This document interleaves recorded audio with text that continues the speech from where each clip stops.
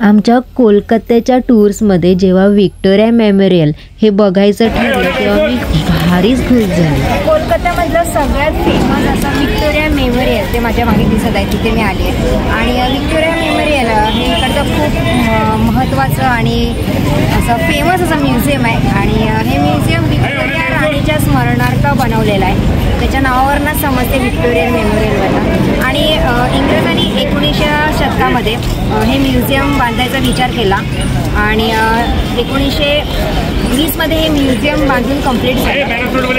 हे म्युझियम संगमरवरी दगडामध्ये इंडियन शैली आणि वेस्टर्न शैली अशामध्ये हे म्युझियम आहे। पूर्णपणे व्हाईट आहे, या म्युझियमची मी पेंटिंग सुद्धा केलेली होती। तर आणि हे म्युझियम आपण बघणार आहे। पहिल्यांदा जेव्हा तुम्ही ही वास्तू बघाल तर तुम्हाला ताजमहलची आठवण येईल, पण नीट बघितलं तर समजते हे वेगळंच काहीतरी आहे, पण खूप भारी आहे। कोलकात्याला येऊन 2 दिवस झालेत, पण ओढ लागले ती व्हिक्टोरिया मेमोरियल बघायची आणि आज तो दिवस आलाय।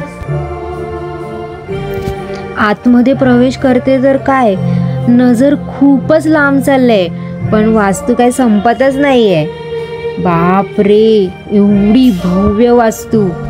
प्रत्येक कलाकारांनी कोलकात्याला येऊन ही वास्तू बघितलीच पाहिजे।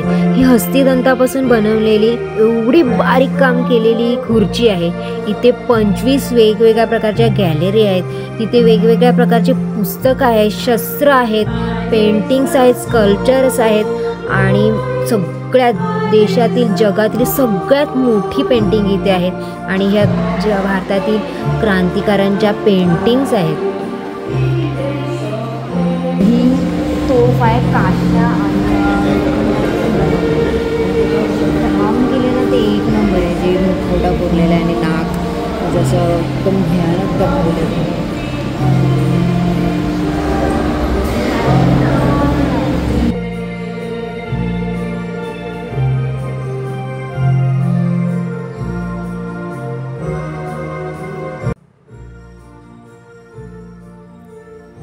वास्तूमध्ये एंट्री केल्यावर समोरच व्हिक्टोरिया राणीचं स्मारक आहे।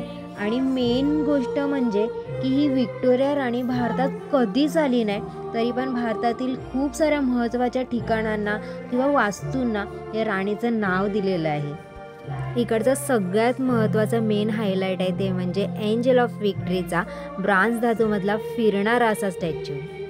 हे मेमोरियल बनवण्यासाठी जो मार्बल आणला होता तो मकराना राजस्थानमधून, सेम जागा जिथून ताजमहलसाठी मार्बल आणला होता।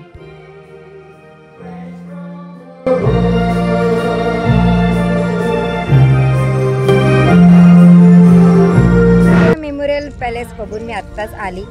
आतमध्ये खूप भारी आणि खूप असं उंच असं सीलिंग असलेलं असं हे आतमध्ये वास्तू आहे। आणि त्याच्यामध्ये शस्त्र ठेवलं आहे, इंग्रजांच्या काळात पण तिथे शस्त्र ठेवत असत। आणि माझ्या व्हिडिओमध्ये तुम्हाला बघायला मिळालंच असेल की कसं आहे, पण जर प्रत्यक्ष अनुभव घ्यायचा असेल तर तुम्ही या वास्तूला नक्की भेट द्या। कारण की इंग्रज काळामधल्या ज्या वास्तू आहेत त्या आत्ताच्या काळात होणे शक्य नाही। तर खूप भारी अशी वास्तू आहे आणि आतमध्ये ज्या पेंटिंग्स लावल्यात गोलच आहे पूर्ण। मेन एंट्रन्सला गेल्यावर राणी आहे आणि गोल अशा पेंटिंग्स आहेत। तर त्या पेंटिंग्स बघताना पूर्ण असं चक्कर येते, तर आपल्याला फक्त बघताना चक्कर येते। तर त्यांनी एवढं भारी काम केलं कसं असेल, पेंटिंग कशा केल्या असतील, किती मेहनत घेतली असतील। आत्ताच्या आर्टिस्ट तेवढे मेहनत घेत नाही। मी आर्टिस्ट असल्यामुळे मला बघताना प्रत्येक वेळेस असं वाटत होतं की आत्ता अशा वास्तू किंवा अशा पेंटिंग्स वस्तू आहेत ते का बनत नाही। तर त्यांचं काम पहिल्याच्या काळातले जे कारागीर होते ते खूप मेहनती असत, तर त्यांची मेहनत या वास्तूमध्ये बघायला मिळते। तर तुम्ही ही वास्तू नक्की बघा, कोलकात्यामधली फेमस आहे। आणि माझी व्हिडिओ आवडली असेल तर लाईक, शेअर आणि सबस्क्राईब करायला अजिबात विसरू नका।